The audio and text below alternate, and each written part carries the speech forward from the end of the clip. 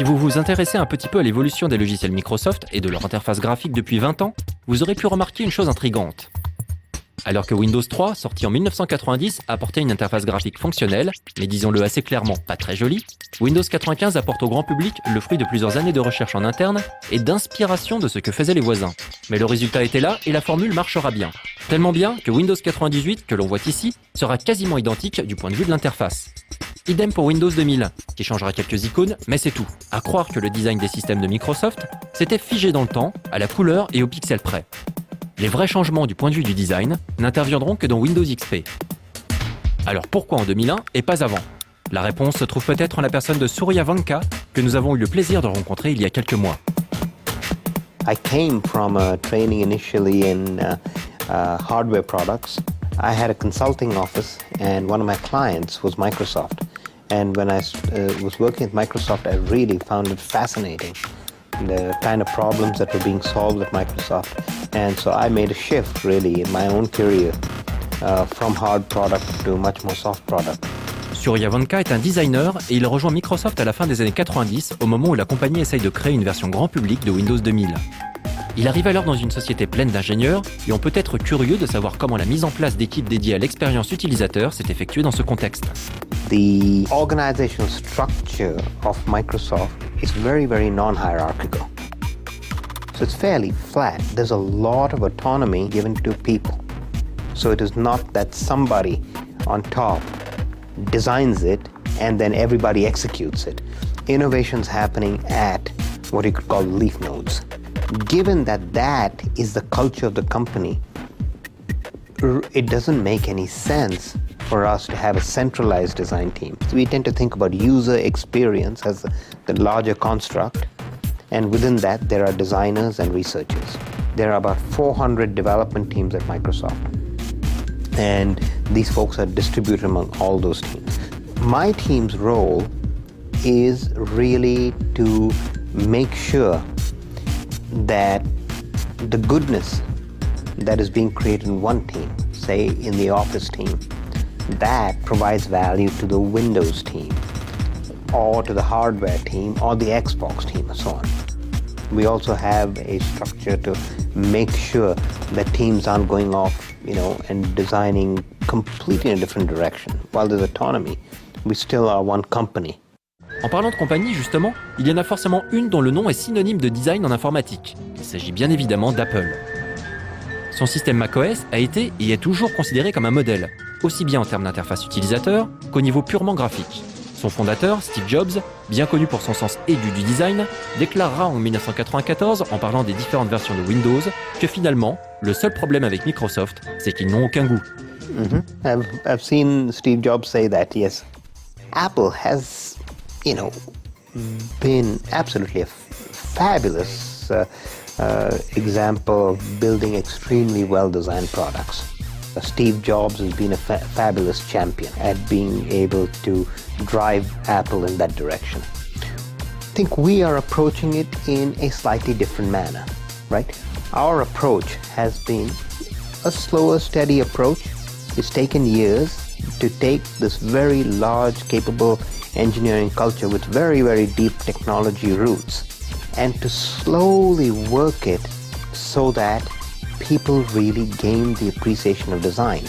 Part of how we are baking this set of values in the culture is to really recognize from the top to the bottom and across all the different people that our next place where we go from being good to great is going to depend not only on being this great technology company, but is going to depend on being a great experience company.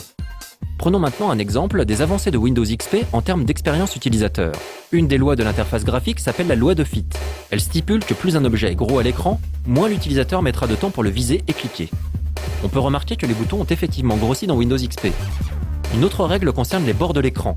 Ceux-ci sont les endroits accessibles les plus facilement, car l'utilisateur n'a qu'à glisser la souris pour les atteindre et cliquer. Or, de Windows 95 à Windows 2000, les boutons de la barre des tâches se trouvaient à quelques pixels du bord, ce qui obligeait l'utilisateur à se recaler légèrement avant chaque clic. Avec Windows XP, la loi de Fit est enfin respectée et ces boutons sont collés au bord de l'écran.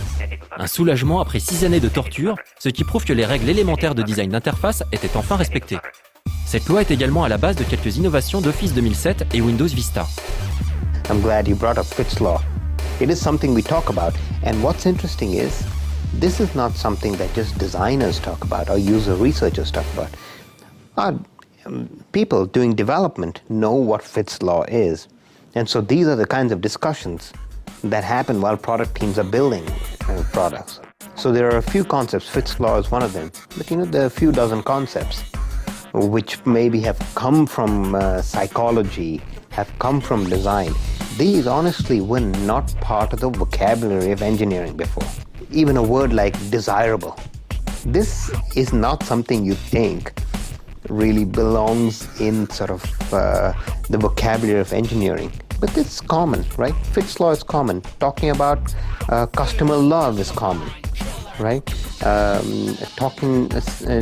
Engineers will talk about we need to do a contextual inquiry, right? Engineers will talk about, how they need to do usability lab studies. So the vocabulary is changing very much.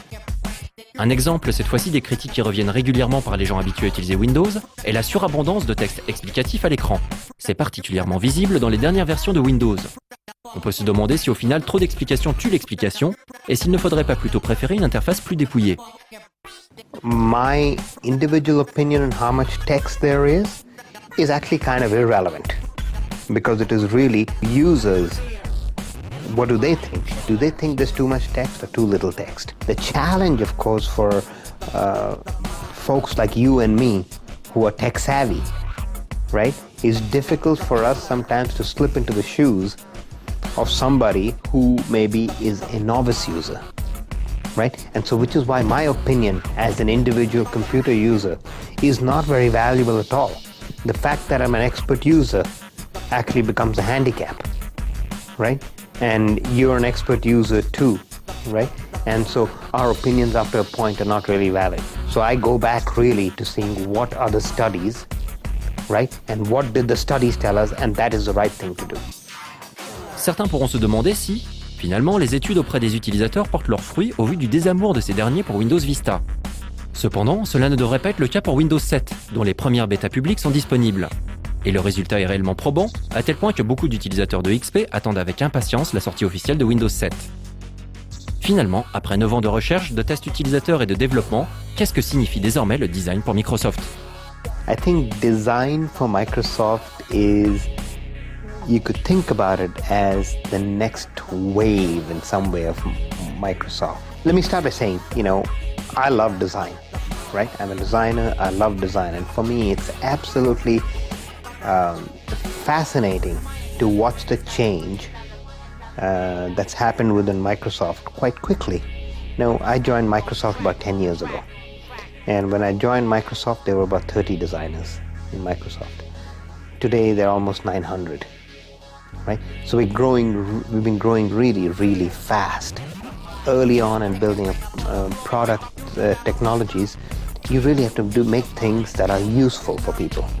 Then, once we move further, you need to have things that are not just useful, but also very, very easily usable.